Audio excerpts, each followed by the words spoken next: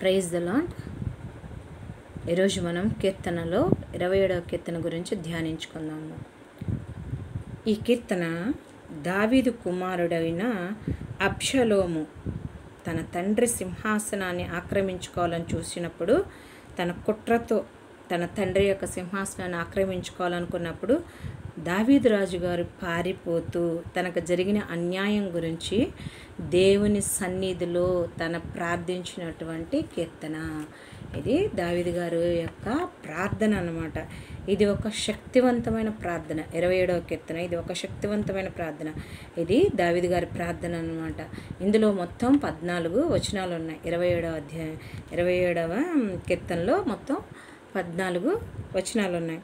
ఇందులో ఒక కష్టాల్లో ఉన్న ఒక విశ్వాసి ఎలా ప్రార్థన చేస్తాడు అంటే, దావీదు గారు తన సొంత కుమారుడైనటువంటి అబ్షలోము తన సింహాసనాన్ని ఆక్రమించుకోవాలని, తన తండ్రిని చంపాలని చూస్తున్నప్పుడు ఆయన పారిపోతూ తనకు న్యాయం చేయమంటూ దేవుని సన్నిధిలో వేడుకోవడమే, ప్రార్థన చేయడమే ఈ కీర్తనలో ఉన్నటువంటి ఉద్దేశం అన్నమాట. ఇది ఒక శక్తివంతమైన ఒక తండ్రి ప్రార్థన, దావీదు రాజు గారి యొక్క ప్రార్థన.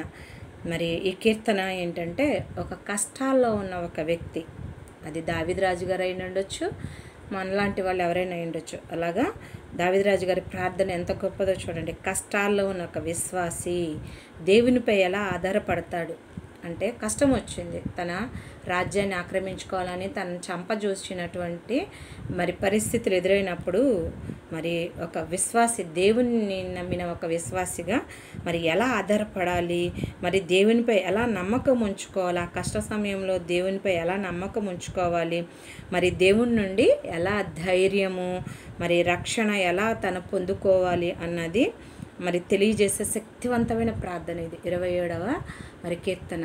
మరి ఇందులో చూడండి, దావీదు గారి యొక్క ప్రార్థనలో తను చెప్తున్నాడు, తనకు భయం లేదని చెప్తున్నాడు ఆ ప్రార్థనలో. అలాగే తను కోరుకుంటున్నాడు, దేవుని ఆలయంలో నివసించాలని కోరిక ఉందయ్యా అని దేవుని సన్నిధిలో చెప్తున్నాడు అనమాట. తన మనసులో ఉన్నటువంటి వేదనని తనకు న్యాయం చేయమని, తన మనసులో ఉన్న కోరికని దేవుని సన్నిధిలో చెప్తూ ఉన్నారు దావీదు రాజు గారు. అలాగే శత్రువుల నుండి దేవుడు రక్షిస్తాడు. తనకు అప్పుడు ఉన్నటువంటి పరిస్థితులను బట్టి ఎవరెవరు శత్రువులు ఉన్నారో దేవుడు తన రక్షిస్తాడనే నమ్మకం ఉందని తన ప్రార్థనలో చెప్తున్నాడు. అలాగే, దేవా నీ సత్యం కోసం నేను వెతుకుతానయ్యా, మరి నీ మార్గం ఏంటో నేను వెతుకుతానయ్యా అని దేవునికి తన ప్రార్థనలో విన్నవించుకుంటూ ఉన్నాడు. ప్రార్థన మరియు నిరీక్షణ, తన ప్రార్థన చేసి మరి నిరీక్షణ కలిగి ఉంటానని, అలాగే ధైర్యం మరియు బలం కలిగి ఉంటానని చెప్పేసి మరి 27వ కీర్తనలో దావీదు రాజుగారు మరి దేవుని సమక్షంలో ఒక శక్తివంతమైన ప్రార్థన చేయడం జరిగిందనమాట. ఇక్కడ చూడండి, మరి దేవునిపై మరి విశ్వాసంతో దావీదు రాజు గారి మరి కీర్తన ప్రార్థనా రూపంలో ఈ కీర్తన మనకి వివరించడం జరిగింది. దేవునిపైన విశ్వాసము, దేవుణ్ణి ఆశ్రయించడము, మరి దేవుని యొక్క భద్రత, ఇవన్నీ కూడా అంటే మరి విశ్వాసం ఎలా ఉంచాలి, దేవుని ఎలా ఆశ్రయించాలి, అట్లాగే మరి దేవుని యొక్క భద్రత మనకి ఎలా దొరుకుతుంది అన్నది మరి ఈ కీర్తనలో ప్రార్థన ద్వారా, ఆయన చేసినటువంటి ప్రార్థన ద్వారా మనకి అర్థమవుతుందన్నమాట. మరి ఆయన తన జీవితంలో మరి దావీదు మహారాజు గారు తనకి ఎదురయ్యే భయాలు, తన జీవితంలో ఎదురయ్యే భయాలు, సౌలు రాజు నుంచి, తన కుమారుడి నుంచి, శత్రువుల నుంచి రకరకాలైన భయాలు, అట్లాగే తన జీవితంలో ఎదురయ్యే శత్రువులు, మరి తన జీవితంలో వచ్చే కష్టాలు, అలాగా మరి భయము, శత్రువులు, కష్టాల మధ్యలో మరి తన దేవునిపై ఎలా ఆధారపడాలి, నేను ఎలా ఆధారపడతాను నా దేవునిపైన అని తన ప్రార్థనలో వివరించడం జరిగింది. మరి దేవుడు తనకు వెలుగుగా ఉన్నాడని, దేవుడు తనకు వెలుగై ఉన్నాడు, దేవుడు తనకు రక్షణగా ఉన్నాడు, దేవుడు తనకు కోటగా ఉన్నాడని భావిస్తూ ఈ కీర్తనలో మనకి చెప్పడం జరిగింది. అయ్యా నా వెలుగు ఆయనే, నా రక్షణ ఆయనే, నా కోట ఆయనే, ఆయన ఉన్నాడు, నా కోటగా ఉన్నాడు అని తను భావించి తన ప్రార్థనలో పెట్టాడనమాట. అలాగే తనకు మరి వెలుగు రక్షణగా మరి దేవుడు ఉన్నప్పుడు తనకు భయం ఎందుకు? మరి నా వెలుగు రక్షణ దేవుడై ఉన్నాడు కదా, మరి నాకు అడ్డుగా ఒక కోటలాగా నిలబడ్డాడు కదా దేవుడు, మరి నేను ఎందుకు భయపడాలి అని చెప్పేసి దావీదు గారు తన ప్రార్థనలో దేవుని సన్నిధిలో చెప్పడం, అయ్యా నేను భయపడనయ్యా అని దేవునికి చెప్తున్నాడు తన ప్రార్థనలో. మళ్ళీ తను అంటున్నాడు, మరి యెహోవా నేను మరి నీ సన్నిధిలో మరి నీ మందిరంలో గడపాలని నేను ఆశ కలిగి ఉన్నానయ్యా అని చెప్పేసి దేవునికి తను చెప్తూ ఉన్నారనమాట తన ప్రార్థనలో. మరి నా కోరిక ఉంది, మరి నీ ఆలయంలో ఉండాలని నా కోరిక ఉందయ్యా అని చెప్పేసి దేవుడికి చెప్తూ ఉన్నారనమాట దావీదు మహారాజు గారు. మనము చూద్దాము 27వ కీర్తన 1వ వచనం చూద్దాం. యెహోవా నాకు వెలుగును రక్షణయు నై ఉన్నాడు, నేను ఎవరికి భయపడుదును? చూడండి ఎంత ధైర్యంతో, నేను ఎందుకు భయపడాలి, ఎవరికి భయపడాలి? యెహోవా నాకు వెలుగుగా ఉన్నాడు కదా, మరి నాకు రక్షణగా ఉన్నాడు కదా, మరి ఆయన రక్షణగా ఉన్నప్పుడు నేను ఎవరికి భయపడుదును? యెహోవా నా ప్రాణదుర్గము, ఎవరికి వెరుతును? మరి ఆయన నాకు దుర్గము, నా ప్రాణాన్ని రక్షించే కోటలాగా ఉన్నాడు కదా, మరి నేను ఎవరికి వెరతును? ఎందుకు నేను ఎవరిని చూసి నేను భయపడాలి? ఎందుకంటే మరి దేవుడు నాకు వెలుగుగా ఉన్నాడు, దేవుడు నాకు రక్షణగా ఉన్నాడు, కాబట్టి నేను ఎవ్వరికీ భయపడను అని ప్రార్థించాడు అనమాట. మొదటి వచనం చూడండి, నాకు వెలుగుగా ఉన్నాడు, నాకు రక్షణనై ఉన్నాడు, వెలుగుగా ఉన్నాడు, కాబట్టి నేను ఎవరికి భయపడాలి? మరి యెహోవా నా ప్రాణదుర్గం కాబట్టి నేను ఎవరికి వెరతును? ఎవరికి? నా శత్రువులకు కానీ, నన్ను భయపెట్టేవారికి కానీ, మరి కష్టకాలంలో మరి ఎటువంటి కష్టము నా దగ్గరకు వచ్చినా కానీ నేను మరి నా వెలుగుగా, నా రక్షణగా, మరి నా ప్రాణ దుర్గమై ఉన్న నా కోటగా ఉన్న దేవుడు ఉన్నాడు కాబట్టి నేను ఎవ్వరికీ భయపడను. తన ప్రార్థనలో మొదటగా తను చెప్పింది అంటున్నాడు దేవునితో, అయ్యా యెహోవా నాకు భయం లేదు, ఎందుకంటే నువ్వు నాకు వెలుగుగా ఉన్నావు కాబట్టి నేను ఎందుకు భయపడాలయ్యా? నువ్వు నన్ను రక్షిస్తావు కాబట్టి నేను భయపడను. ఎవరిని చూసి నేను భయపడాలా?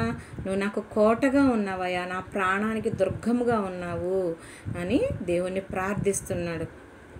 2వ వచనం చూడండి, నా శరీర మాంసము తినుటకై దుష్టులు నా మీదకి వచ్చినప్పుడు, నన్ను బాధించే శత్రువులు నా మీదకి వచ్చినప్పుడు వారు తొట్రిల్లి కూలిరి. ఆయన అంటున్నాడు అనమాట, అయ్యా మరి ఇదిగో దుష్టులు నా శత్రువులు నా మీద దాడి చేసినప్పుడు నేనైతే భయపడనయ్యా. నన్ను బాధించడానికి నా మీదకి వచ్చినప్పుడు నేను భయపడను. నా శరీర మాంసాలు తినటకై అంటే నా శరీరాన్ని కొల్లబొరచడానికి నా మీదకి వస్తున్నా, నన్ను బాధించాలని వస్తున్నా, నేనైతే భయపడను. వారి వ్యూహాలు నన్ను భయపెట్టవు. శత్రువులు ఎలాంటి వ్యూహంతో నా దగ్గరకు వచ్చినా చూడండి, నా శరీర మాంసం తినాలని వారి వ్యూహమైందనుకో, దుష్టులు నా దగ్గరకు వచ్చి నా శరీరం మాంసాలు అంటే నా శరీరాన్ని ఏ విధంగా అయినా మరి బాధపెట్టి నన్ను చంపజూడాలని చూసినా కానీ నేను వారే త్రొట్టిల్లుతారయ్యా అని చెప్పేసి దేవునికి చూడండి, నేను నా శత్రువులకు భయపడను అని దేవునికి తన ప్రార్థనలో చెప్తున్నాడు.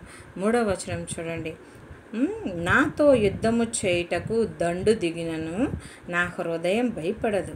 మరి నాతో యుద్ధం చెయ్యాలని మరి ఒక 10,000 సైన్యం వచ్చిన దండు నా పైకి వచ్చినా కానీ అంటే మరి అప్పుడు దావీదు రాజుగారు ఉన్నటువంటి పరిస్థితులను బట్టి మరి ఆయన మరి సౌలు రాజు గారి యొక్క దండు కానీ లేకపోతే అబ్షలోము సైన్యం తీసుకొని మరి దావీదు రాజు మీదకు మరి వచ్చి మరి తన చంపి తన రాజ్యాన్ని తీసుకోవాలి, తండ్రి చేతిలో నుంచి ఆలోచన ఇవన్నీ కూడా తన మనసులో పెట్టుకొని నాతో యుద్ధం చేయుటకు దండు దిగిన నా హృదయం భయపడదయ్యా.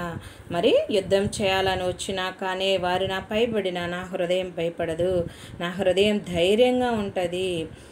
మరి నా మీదకి యుద్ధం రేగినను దీనిలో నేను ధైర్యం విడవకుందును. మరి నా మీదకి యుద్ధం చేయాలని నా పైకి వచ్చినా కానీ మరి నేను ధైర్యంగా మరి ధైర్యాన్ని నేను విడవనయ్యా, ధైర్యం విడవని. ఎందుకని మనకి మొదటి వచనంలో చెప్పాడు కదా, ఎందుకని నా వెలుగు రక్షణ నా దుర్గము, నా కోట దేవుడే. మరి రక్షణగా ఉన్నాడు, నాకు వెలుగుగా ఉన్నాడు, మరి నా ప్రాణదుర్గమై దేవుడు ఉన్నాడు కాబట్టి నేను భయపడను. శత్రువులు ఏం చేయాలని వచ్చినా, మరి నాతో యుద్ధం చేయాలని వచ్చినా దండు దిగి, మరి 3వ వచనంలో చూడండి, దండు దిగినను నా హృదయం భయపడదు. నా మీదకు యుద్ధం రేగిన వారు నాపై యుద్ధం చేయాలని వచ్చినా, మరి నా శరీర మాంసాలు తినాలని వారు దుష్టులు ఆలోచన చేసినా కానీ నా హృదయం భయపడదు, నేను ధైర్యాన్ని విడిచిపెట్టను అని చెప్పేసేసి దావీదు మహారాజు గారు తన ప్రార్థనలో ఎంతో శక్తివంతంగా తను కష్టంలో ఉన్నప్పుడు, ఒక విశ్వాసి కష్టంలో ఉన్నప్పుడు మరి ఆ కష్టాన్ని చూసి బాధపడిపోకుండా మరి దేవునికి, అయ్యా ఇదిగో నాకు ఇలాంటి సంఘటనలు కలిగిన నేను భయపడనయ్యా, ఎందుకంటే నా ప్రాణదుర్గం నువ్వు అయి ఉన్నావు, నా రక్షణ నువ్వు అయి ఉన్నావు, నా వెలుగు నువ్వు అయి ఉన్నావు అని దేవునికి తన మనసులో ఉన్నటువంటి ప్రతీదీ కూడాను తన యొక్క దేవుని పైన విశ్వాసాన్ని తన ప్రార్థన ద్వారా చెప్తూ ఉన్నారనమాట. 3వ వచనము, నా హృదయం భయపడదయ్యా, నాతో యుద్ధం చేయుటకు దండు దిగిన నా హృదయం భయపడదు. ఎందుకు భయపడదు? నువ్వు నా వెలుగుగా ఉన్నావు కదా, నా రక్షణగా ఉన్నావు కదా, నా ప్రాణ కోటగా ఉన్నావు కదా, నా ప్రాణానికి ఆధారమైన కోటగా ఉన్నావు కదా, కాబట్టి నేను భయపడనయ్యా, ఎందుకంటే నా ధైర్యం నీవే అని నేను నమ్ముచున్నాను అని. 4వ వచనం చూడండి, యెహోవా యొద్ద ఒక వరమును అడిగితిని, దానిని నేను వెదకుచున్నాను. ఆయన దగ్గర ఒక వరాన్ని నేను అడిగాను, ఆ వరం ఏంటో అని దాన్ని నేను కనుగొంచున్నాను. అదేంటంటే యెహోవా ప్రసన్నతను చూచుటకును ఆయన ఆలయంలో ధ్యానించుటకును నా జీవిత కాలము నేను యెహోవా మందిరంలో నివసించగోరుచున్నాను. మరి దేవుడి నుంచి ఆయన ఒకటి కోరుకుంటున్నాడు, ఒక వరాన్ని కోరుకుంటున్నాడు. 4వ వచనం చూడండి, యెహోవా యొద్ద ఒక వరం అడిగిన, ఒక వరాన్ని అడుగుతున్నాడు. మరి దేవుడి నుంచి అంటున్నాడు, యెహోవా నేను ఒక వరాన్ని కోరుకుంటున్నాను అయ్యా, అదేంటంటే ప్రతిరోజు నీ సన్నిధిలో ఉండాలయ్యా, ఎక్కడుంటే అక్కడ దేవుని సన్నిధిని, నీ సన్నిధిలో నేను ఉండాలయ్యా, అయ్యా నీ సన్నిధిలో నేను మరి ఉండాలని కోరుకుంటున్నాను. మరి నీ యొక్క ప్రసన్నత, మరి అయ్యా మరి నీ యొక్క ప్రసన్నత నేను చూడాలనుకుంటున్నాను దేవా, మరి నీ యొక్క గొప్పతనాన్ని నేను చూడాలనుకుంటున్నాను. మరి ఎందుకనంటే మరి నీ ఆలయంలో మరి నేను ధ్యానించాలి, నీ యొక్క గొప్పతనాన్ని నేను చూడాలయ్యా, మరి నీ ఆలయంలో ధ్యానించాలి, నీ వాక్యాన్ని నేను ధ్యానించాలి. మరి దేవుని సన్నిధిలో ఉన్నప్పుడు దేవుని స్వభావం మనం తెలుసుకోగలము. అదే కోరుకుంటున్నాడు దావీదు మహారాజు గారు అంటున్నారు, ప్రతిరోజు దేవా నీ సన్నిధిలో ఉండాలని నా కోరికయ్యా. ఎందుకని ఎప్పుడైతే మనం దేవుని సన్నిధిలో మనం ఉంటామో దేవుని యొక్క స్వభావం మనం తెలుసుకుంటాం. కాబట్టి అంటున్నాడు, దేవా మరి నీ సన్నిధిలో నాకు ఉండాలని, మరి నిన్ను గూర్చి నేను తెలుసుకోవాలని, నీ ప్రసన్నత మరి నీ యొక్క గొప్పతనం చూడాలని, మరి నేను నిన్ను ధ్యానించాలి అని చెప్పేసేసి నా జీవిత కాలం అంతయు నేను యెహోవా మందిరంలో నేను బ్రతుకున్నంత కాలము అయ్యా నీ ఆలయంలో ఉండాలి. నీ ఆలయంలో ఉన్నప్పుడు నీ మార్గం గురించి నేను తెలుసుకోవడానికి అవకాశం ఉంటుంది. దేవా నీ ఆలయంలో మరి నీ మార్గం నీవు తెలియజేస్తావు కాబట్టి మరి ఇదిగో దేవా ప్రతిరోజు నీ సన్నిధిలో ఉండాలని ఒక కోరిక కోరుకున్నాడు. మరి బ్రతుకు దినములన్నీ కూడా మరి నీ మందిరంలో ఉన్నప్పుడు మరి నీ మార్గాన్ని నువ్వు నాకు చూపిస్తావు కదా అని తన ప్రార్థనలో తన మనసులో ఉన్నటువంటి ప్రతి ఆలోచన దేవుడు చెప్తున్నాడు అనమాట.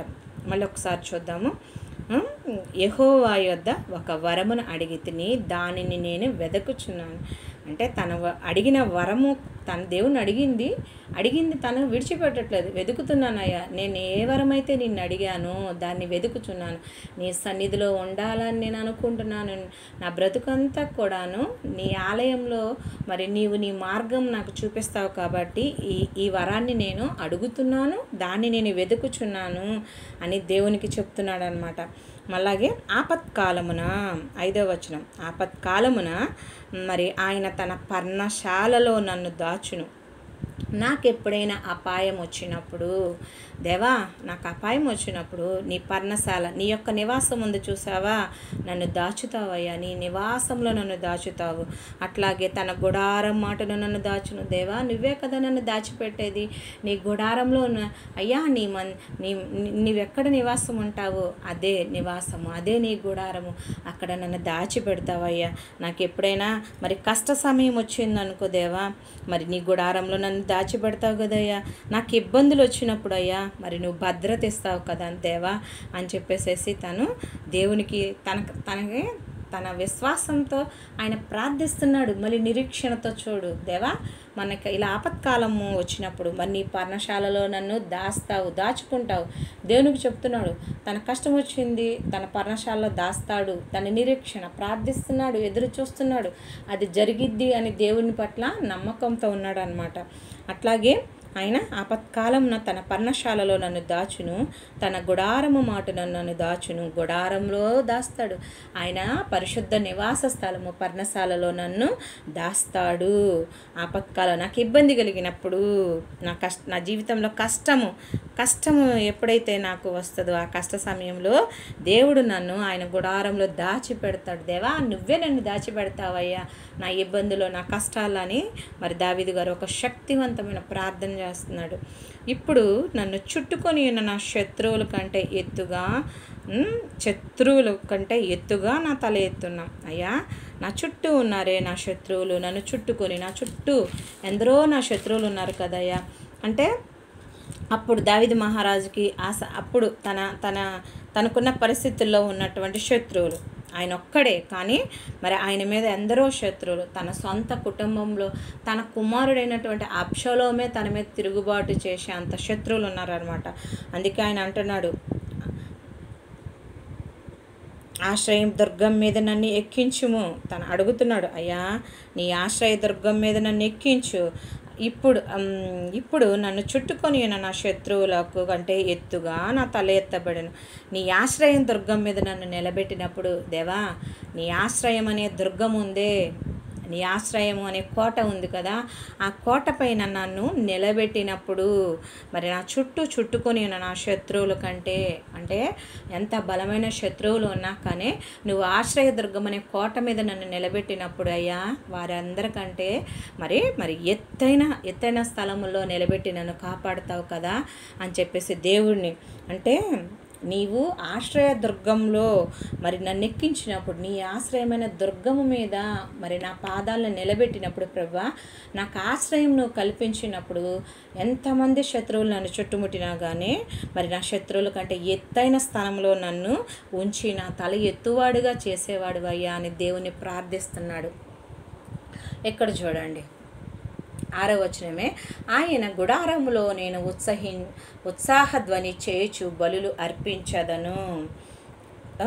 ఎప్పుడైతే మరి దేవుడు తనని మరి కాపాడి తన శత్రువుల కంటే ఎత్తైన స్థలములో మరి ఆయనకి తన ఆశ్రయం అనే కోటలో మరి ఆయన సురక్షితంగా ఉంచినప్పుడు ఆయన అంటున్నాడు, ఆయన గుడారంలో నేను ఉత్సాహధ్వని చేయుచు బలులు అర్పించదను. ప్రభువా, ఎప్పుడైతే ఆపత్కాలంలో నన్ను మరి నీ గుడారంలో నన్ను దాస్తావో, మరి నా శత్రువులు చుట్టుముట్టినప్పుడు మరి నీ ఆశ్రయం అనే కోట పైన నన్ను నిలబెట్టినప్పుడు, ఆ కోటపైకి నన్ను ఎక్కించినప్పుడు నేను ఉత్సాహధ్వని చేస్తానయ్యా.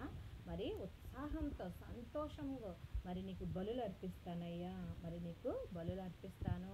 నేను పాడేదను, నేను నీ కోసం పాటలు పాడతాను, మరి యెహోవా గురించి స్తుతిగానం చేస్తాను, నీకు స్తుతిగానం చేస్తానయ్యా, స్తుతులు అర్పిస్తాను నేను అని చెప్పి దావీదు మహారాజు మరి తను, ఇదిగో ప్రభువా నువ్వు నన్ను రక్షించినప్పుడు మరి నా హృదయము ఉత్సాహం అనే ధ్వని చేస్తుంది. ఎందుకనంటే మరి నా ఆశ్రయం అనే దుర్గము నువ్వుగా ఉన్నావు కదా దేవా, నా వెలుగు, మరి నా భద్రత నీవే, నా ప్రాణానికి మరి కోట నీవే. కాబట్టి మరి నా శత్రువుల నుంచి నువ్వు ఆశ్రయం అనే మరి కోటపైన నన్ను నిలబెడతావు కదయ్యా. కాబట్టి నేను ఉత్సాహధ్వని చేయుచు బలులు అర్పించదను, నేను పాడేదను, యెహోవా గూర్చి స్తుతిగానం చేస్తాను. మరి నేను సంతోషంతో ఉండిపోను, నువ్వు నాకే మేలు చేసినా నేను అలాగే ఉండిపోను, నేను పాడతాను, నేను మరి నీకు స్తుతిగానం చేస్తానని తన శక్తివంతమైన ప్రార్థనతో దేవునికి చెప్తున్నాడు తన మనసులో. ప్రభువా ఇదిగోనయ్యా, మరి నేను ప్రార్థిస్తాను, నిరీక్షిస్తాను, నేను పాటలు పాడతాను, స్తుతి చేస్తాను, మరి నిన్ను వెతుకుతానయ్యా, నువ్వు రక్షిస్తావనే నమ్మకం నాకు ఉందయ్యా, మరి నీ ఆలయంలో ఉండాలనే కోరిక ఉందయ్యా, మరి నువ్వు నాకు వెలుగుగా ఉన్నావు కాబట్టి, నాకు రక్షణగా ఉన్నావు కాబట్టి నాకు భయం లేదు అంటూ దేవునికి చెప్తున్నాను అనమాట. 7వ వచనం చూడండి, యెహోవా నేను కంఠధ్వని ఎత్తి నిన్ను ప్రార్థించినప్పుడు నా మనవి ఆలకించు అయ్యా. మరి నేను కంఠధ్వని ఎత్తి నా కంఠాన్ని ఎత్తి ఎలుగెత్తి నిన్ను ప్రార్థించినప్పుడు నా మనవిని ఆలకించు అయ్యా. నా మనస్సులో ఉన్నటువంటి మనవులన్నింటినీ నువ్వు ఆలకించు. కరుణతో నాకు ఉత్తరం ఇవ్వు. నీ యొక్క గొప్ప వాత్సల్యంతో కరుణతో నాకు ఉత్తరం ఏదైతే నేను ప్రార్థిస్తున్నానో ఆ ప్రార్థనలో నేను పెట్టిన మనవులన్నీ కూడా నువ్వు ఆలకించి నాకు ఉత్తరం ఇయ్యయ్యా అని తన శక్తివంతమైన ప్రార్థన దేవుని సన్నిధిలో చెప్తూ ఉన్నాడు అనమాట. 8వ వచనం చూడండి. నా సన్నిధి వెదకుడని నీవు సెలవియ్యగా. అయ్యా, నా సన్నిధిని వెదకమని నువ్వు సెలవిచ్చావుగా యెహోవా. నీ సన్నిధి నేను వెదకదనని నా హృదయం నీతో నేను. అయ్యా, నువ్వు చెప్పావు కదా నా సన్నిధిని వెదకుడు అని నువ్వు సెలవిచ్చావు కదా. కాబట్టి చెప్తున్నాడు, తను దేవునితో చెప్తున్నాడు, యెహోవా తండ్రితో చెప్తున్నాడు, నీ సన్నిధి నేను వెతికెదను. నా హృదయం నీతో చెప్తుంది దేవా, నీ సన్నిధి నేను వెతికెదనయ్యా అని నా హృదయం నీతో మాట్లాడుతుంది దేవా. అయ్యా, వింటున్నావా నా ప్రార్థనని అని చెప్పి దేవునికి తన యొక్క విన్నపం చెప్తూ ఉన్నాడు అనమాట. నీ ముఖం నాకు దాచకు దేవా, కోపము చేత నీ సేవకుని తోలివేయకము. అయ్యా, నా మీద ఏమైనా కోపం ఉంటే నన్ను తోలివేయొద్దు. నీ ముఖం నాకు కనపడకుండా దాచొద్దు దేవా. మరి అంటున్నాడు, దేవా నీ ముఖాన్ని నాకు దాచొద్దయ్యా, కోపంతో నన్ను విడిచిపెట్టొద్దయ్యా. నీకు కోపం ఉన్నా నన్ను విడిచిపెట్టొద్దు ప్రభువా. మరి నా సహాయకుడు నీవే అని చెప్పి నేను నమ్ముతున్నానయ్యా. నా సహాయకుడు నీవే, నా రక్షణకర్తవగు నా దేవా, నన్ను దిగనాడకము, నన్ను విడవకము. అంటే నన్ను పట్టించుకోకుండా ఉండొద్దు. దిగనాడకము అని అంటే అయ్యా నన్ను పట్టించుకోకుండా ఉండొద్దు.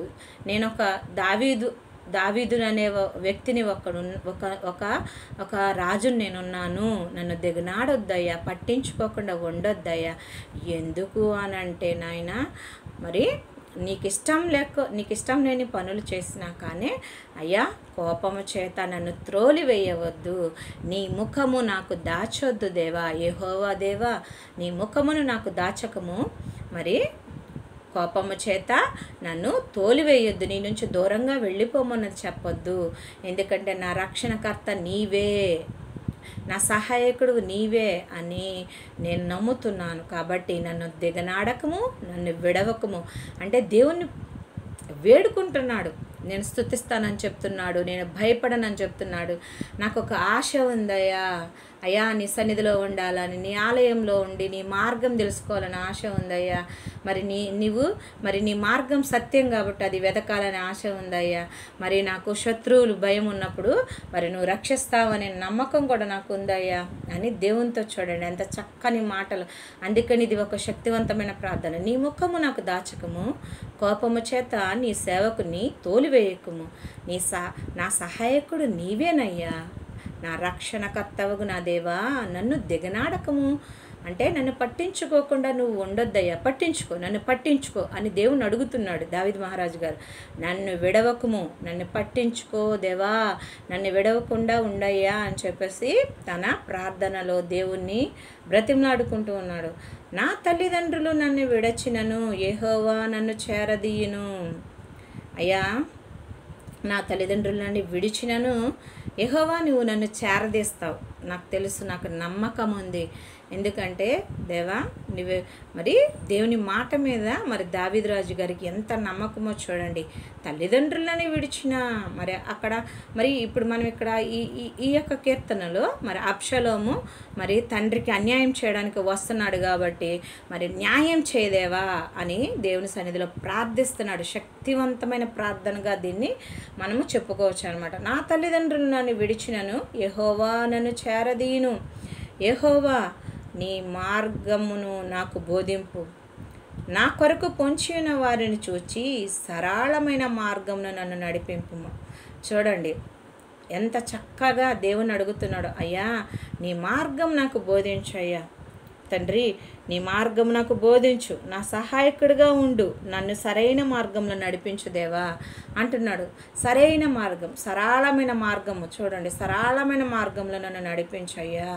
యెహోవా నీ మార్గము అయ్యా ఇదిగో నీ మార్గం ఏమయ్యిందో నాకు బోధించు, నీ చక్కనైన మార్గాన్ని నాకు బోధించు.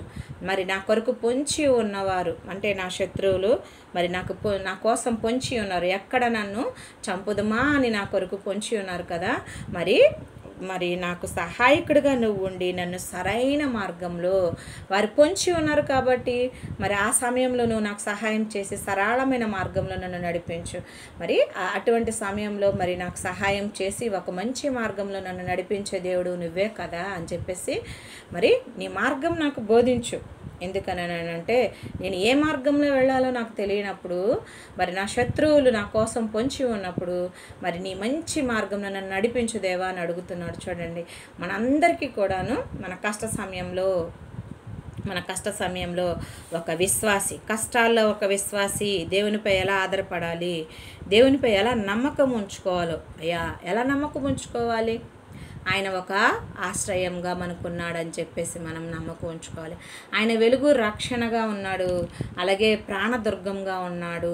అంటే మనకు ఒక కోటలాగా, మన ప్రాణాన్ని రక్షించే కోటలా ఉన్నాడు. కాబట్టి ఇలాగా ఒక విశ్వాసి కష్టాల్లో ఎవరైనా దావీదు మహారాజుకు తనకున్న పరిస్థితులను బట్టి తను ప్రార్థన చేశాడు. ఆయన చేసినటువంటి ప్రార్థనని మనమందరం కూడాను కష్టాల్లో ఉన్నప్పుడు మరి దేవునిపై ఎలా ఆధారపడాలి, దేవునిపై ఎలా నమ్మకం ఉంచుకోవాలి, దేవుని నుంచి ఎలా ధైర్యము రక్షణ మనం పొందుకోవాలి అనేది మరి ఈ యొక్క కీర్తన మనకి వివరిస్తుంది అనమాట.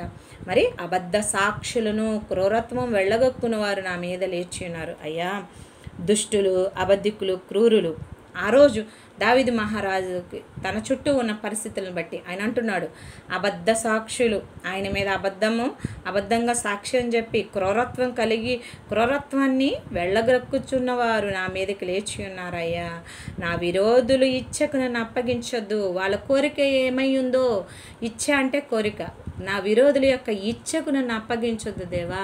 ఎందుకనంటే వారి ఇచ్చ నన్ను చంపాలని చూస్తున్నారేమో, నన్ను ఓడించాలని చూస్తున్నారేమో అని దేవుని చూడండి ఎంత చక్కగా వేడుకుంటున్నాడో. మరి నా విరోధుల ఇచ్చకు నన్ను అప్పగించకము తండ్రి. అబద్ధ సాక్షులు వాళ్ళు క్రూరులు, నా పైన క్రూరత్వం వెళ్ళగక్కుతున్నారయ్యా, నా మీదకి లేచి ఉన్నారు దేవా. మన కష్ట సమయంలో కూడా మనం దేవుణ్ణి నా విరోధులు ఇచ్చుకు నన్ను అప్పగించుకు దేవా అని చెప్పేసేసి మరి దుష్టులు, అబద్ధికులు, క్రూరులు మరి నా మీద దాడి చేయాలనుకుంటున్న వారు మరి నా మీదకి లేచి మరి నన్ను మరి వారు ఏం చేయాలనుకుంటున్నారో వారి ఇచ్చకు నన్ను అప్పగించాలి అంటున్నా, అప్పగించకుము అని ప్రార్థన చేస్తున్నాడు. ఎంత మంచి ప్రార్థన చూడండి. అందుకని ఇది శక్తివంతమైన ప్రార్థన. అంటే ఎంతో బలము. అన్ని విషయాలని తన మనసులో ఉన్నటువంటి అన్ని విషయాలని దేవుని సన్నిధిలో చెప్తున్నాడు. ప్రభువా, నాకు భయం లేదయ్యా, ఎందుకంటే నువ్వు నన్ను రక్షిస్తావు కాబట్టి నాకు భయం లేదు. ప్రభువా, నాకు ఒక ఆశ ఉందయ్యా, నీ సన్నిధిలో ఉండాలి, నీ ఆలయంలో మరి నా జీవిత కాలం అంతా నువ్వు నేర్పే మంచి మార్గం నేను తెలుసుకోవాలని నాకు ఆశ ఉందయ్యా. అయ్యా, నాకు నమ్మకం ఉందయ్యా నువ్వు రక్షిస్తావని. అయ్యా, మరి నువ్వు సత్యం గలవాడు కాబట్టి మరి నేను సత్యం వెతుకుతాను, వదలను, నేను వెతుకుతాను. దేవునితో చెప్తున్నాడు, వెతుకుతాను, ఏదైనా నీ మార్గం నేను వెతుకుతాను, నీ మార్గం వెతుకుతాను. మరి అలాగే దేవా, నేను ప్రార్థన చేస్తాను, నిరీక్షణ కలిగి ఉంటాను ప్రభా, మరి ధైర్యము బలము నీ నుంచి పొందుకుంటాను అని చక్కగా తన ఒక శక్తివంతంగా దేవుని సన్నిధిలో ప్రార్థన చేస్తున్నాడు. అందుకే అంటున్నాడు చూడండి, సజీవుల దేశమున నేను యెహోవా దయను పొందుదునన్న నమ్మకము నాకు లేని ఎడల నేనేమవుదును? అయ్యా, నాకు నమ్మకం లేకపోతే నేనేమైపోతాను? నేను యెహోవా దయను పొందుదునన్న నమ్మకం, నాకే అపనమ్మకం ఉంటే నేనేమైపోతాను? నేను యెహోవా దయను పొందుకుంటాను అనే నమ్మకం ఉన్నప్పుడు మళ్ళీ నన్ను సజీవుల దేశంలో నువ్వు ఉంచుతావు. అంటే నన్ను జీవింపజేస్తావు, నువ్వు సజీవ దేశంలో నన్ను బ్రతకడానికి నువ్వు నాకు సహాయం చేస్తావు. మరి నీ మీద నాకు నమ్మకం ఉంది. నువ్వు నాకు సహాయం చేస్తే అయ్యా, నీ మీద నాకు నమ్మకం ఉంది, నువ్వు నా యందు దయ కలిగి ఉంటే మరి నేను సజీవుల దేశంలో నేను సజీవంగా బ్రతకగలను. తన ఉన్నటువంటి అప్పుడు రాజ్యంలో నేను సజీవమైన దేశంలో, అంటే మృతమైన దేశంలో కాకుండా సజీవుల దేశంలో నేను బ్రతికేదనయ్యా. ఎప్పుడు? నీ దయను నేను పొందుకోగలనన్న నమ్మకం నాకు ఉంటే, లేకపోతే నేను పొందుకోలేను. నేను సజీవుల దేశంలో నేను ఉండలేను.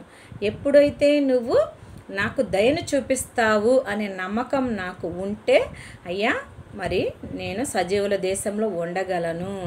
మరి నమ్మకం నాకు లేని ఎడల నేనేమైపోదును అంటే, ప్రభా నీ మీద నమ్మకం లేకపోతే మరి నేను సజీవమైన ఆ దేశంలోనూ సజీవంగా నేను బ్రతకలేను కదా అని చెప్పేసి దేవుడిని వేడుకుంటున్నాడు. అందుకని నీ దయను పొందుకోవడానికి నాకు నమ్మకం కావాలి. నీ దయను పొందుకోవాలి. అవునయ్యా, నీ మీద నాకు నమ్మకం ఉంటే నేను దయను పొందుకోగలను అని దేవునికి చెప్తున్నాడు. నీ మీద నాకు నమ్మకం ఉంది కాబట్టి నేను దయను పొందుకోగలుగుతున్నాను తండ్రి. అది అయ్యా, మరి నువ్వు నన్ను రక్షిస్తావు కాబట్టి నా విరోధులు ఇచ్చకు కూడా నన్ను అప్పగించొద్దని 12వ వచనంలో చెప్తున్నాడు చూడండి. మరి అందుకనే చెప్తున్నాడు, ధైర్యం తెచ్చుకొని నీ హృదయంను నిబ్బరంగా ఉంచుకొనుము, యెహోవా కొరకు కనిపెట్టుకొని ఉండుము, వేచియుండు. ధైర్యం తెచ్చుకో. అది కష్ట సమయం కదా. దావీదు మహారాజు కష్టంలో ఉన్నాడు. తన సొంత వాళ్ళే, తన సొంత కుమారుడే అబ్షలోము మరి చంపాలి, నా తండ్రిని చంపి సింహాసనం తీసేసుకోవాలనుకుంటున్నాడు అబ్షలోము. తన తండ్రి అని కూడా తను చూడట్లేదు. అందుకనే తన మరి సౌలురాజు ఒక పక్క శత్రువులు, ఒక పక్క తన ఇంట్లో ఉన్నటువంటి అబ్షలోము తన కుమారుడే తను చంపి తన యొక్క రాజ్యాన్ని, తన యొక్క సింహాసనాన్ని తీసేసుకోవాలని అనుకుంటున్నాడు కదా. అందుకని ఆయన అంటున్నాడు, ధైర్యం తెచ్చుకొని నీ హృదయం నిబ్బరంగా ఉంచుకొనుము, యెహోవా కొరకు కనిపెట్టుకును. తన హృదయంతో చెప్తున్నాడు, ధైర్యం తెచ్చుకొని నా హృదయం నిబ్బరంగా ఉంచుకోవాలి, యెహోవా కొరకు కనిపెట్టుకోవాలి. నేను ప్రార్థన చేశానుగా, నేను నిరీక్షణ కలిగి ఉంటానయ్యా. ఎందుకంటే నువ్వు ధైర్యము బలం ఇస్తావు కాబట్టి మరి నీ సన్నిధిలో నేను ప్రార్థన చేసి కనిపెట్టుకొని ఉంటాను, వేచి ఉంటాను, ధైర్యంగా ఉంటాను, ధైర్యంతో నా హృదయంను నిరీక్షణ పెట్టుకుంటాను అని ఎంత చక్కటి ప్రార్థన మరి దావీదు మహారాజు గారు మరి 27వ కీర్తనలో, భయము లేదు దేవా నాకు, మరి నాకు ఒక కోరిక ఉంది, నీ ఆలయంలో ఉండాలని, శత్రువుల నుండి నన్ను రక్షిస్తావనే నమ్మకం ఉందయ్యా. మరి నేను నీ సత్యం కోసం నేను వెతికెదను దేవా. నేను ప్రార్థన చేసి నిరీక్షణతో ఎదురు చూస్తానయ్యా.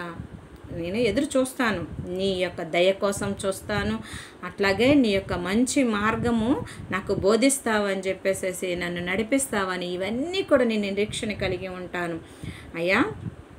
నీవే నాకు వెలుగు కాబట్టి, నీవే నాకు రక్షణ కాబట్టి, మరి నా ప్రాణదుర్గం కాబట్టి నేను ధైర్యంగా ఉంటాను, నేను బలం కలిగి ఉంటానని చెప్పేసి ఒక శక్తివంతమైన ప్రార్థన ద్వారా మనకి దావీదు గారు ఈ కీర్తనలో తన ప్రార్థన, న్యాయం కొరకు దేవుని సన్నిధిలో ప్రార్థన చేయడం జరిగింది. కాబట్టి ఒక చిన్న ప్రార్థనతో మనం ముగించుకున్నాం. ప్రభా స్తోత్రం తండ్రి. అయ్యా మరి ఈ కీర్తన ద్వారా నువ్వు మాతో ప్రభా మాట్లాడిన దేవుడు అయ్యా. ఆనాడు దావీదు గారు చేసిన ప్రార్థన మా జీవితాల్లో ప్రభా, కష్టాల్లో ఉన్నవారు ప్రభా ఏ విధంగా దేవుని విశ్వసించాలి, ఎలా దేవుని నమ్ముకోవాలి, ఎలా నిరీక్షణ కలిగి ఉండాలి, ఎలా ధైర్యం కలిగి బలం కలిగి ఉండాలి అయ్యా, ఏ విధంగా ప్రార్థన ద్వారా దేవునికి చెప్పాలి ప్రభా, నా ఆశ ఎలా అని మన హృదయంలో ఉన్న ఆశను దేవునికి వివరించి, ప్రభా నాకు కోరిక ఉందయ్యా, ఆ కోరికను నెరవేర్చమని ఇట్లాగా యేసయ్య మరి ఒక శక్తివంతమైన ప్రార్థన మాకు నేర్పించిన దేవుడు అయ్యా. మరి ఈ యొక్క మరి నా తండ్రి కీర్తన ద్వారా ప్రభా, నా తండ్రి మా జీవితాలలో ప్రభా అయ్యా తండ్రి నైనా మేము వినువారిగా కాకుండా ప్రభా వాటిని మా జీవితంలో ఆచరించేవారిగా ప్రభా మా హృదయాలను మా జీవితాలను సిద్ధపరచండి ప్రభా. తండ్రి నైనా నువ్వు నేర్పువాడవు కాబట్టి ప్రభా అయ్యా తండ్రి నైనా నువ్వు తోడుండు వాడివి, మరి ఆశ్రయదుర్గం అనే కోటగా నువ్వు ఉండువాడివి కాబట్టి ప్రభా నైనా దావీదు మహారాజు ఎలాగ భయం లేకుండా తండ్రి తన కష్ట సమయంలో కూడా అయ్యా నాకు భయం లేదయ్యా, అయ్యా నువ్వు రక్షిస్తావు నేను నమ్మకం మాకు ఉందయ్యా, అయ్యా నువ్వు నాకు వెలుగుగా ఉన్నావు కాబట్టి నాకు భయం లేదయ్యా, నువ్వు రక్షణగా ఉన్నావు కాబట్టి నాకు భయం లేదని ఎలాగ నమ్మాడో దేవా మా జీవితాల్లో కూడా తండ్రి మేము కూడా నమ్మాలయ్యా, విశ్వాసంతో నమ్మాలి ప్రభా.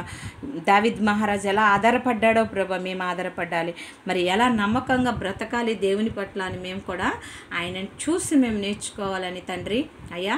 నువ్వు మా ముందు పెట్టిన వాక్యాలు ప్రభా అయ్యా నువ్వు చెప్తున్నావు తండ్రి, ఇదిగో నా తండ్రి వెలుగై ఉన్న దేవుడివి తండ్రి, మార్గమై ఉన్న దేవుడు, సత్యమై ఉన్న దేవుడు తండ్రి నాయన అయ్యా మరి నీ వాక్యము మా హృదయంలో ఫలించి ప్రభా అయ్యా మా హృదయాలలో ప్రభా నీ వాక్యమును ప్రభా నా తండ్రి ధ్యానించుకొని మరి ఆ వాక్యమని వెలుగులో మా యొక్క ప్రయాణం సాగునట్లుగా ప్రభా తండ్రి ఈ వాక్యం వినుచున్న వారి కుటుంబాలను దీవించండి ప్రభా మా అందరి కుటుంబాలని ప్రభా నా తండ్రి నీ యొక్క దీవెనలలో ఉంచి ప్రభా నాయన నీ రక్షణలో నీ వెలుగులో ప్రభా మన తండ్రి నాయన నీ ప్రాణదుర్గమైన కోటలో నా తండ్రి మమ్మల్ని అందరినీ సురక్షితంగా కాపాడుచున్నందుకు నీకు కృతజ్ఞతలు ప్రభా నా తండ్రి నాయన మరి నీ యొక్క గొప్ప నా తండ్రి వాక్యమును నా తండ్రి మాకు వివరించినందుకు స్తోత్రం తండ్రి నాయన అయ్యా నీకు వందనాలు చెల్లించుకుంటున్నాం తండ్రి స్తోత్రం తండ్రి తండ్రి నాయన ప్రైజ్ ది లార్డ్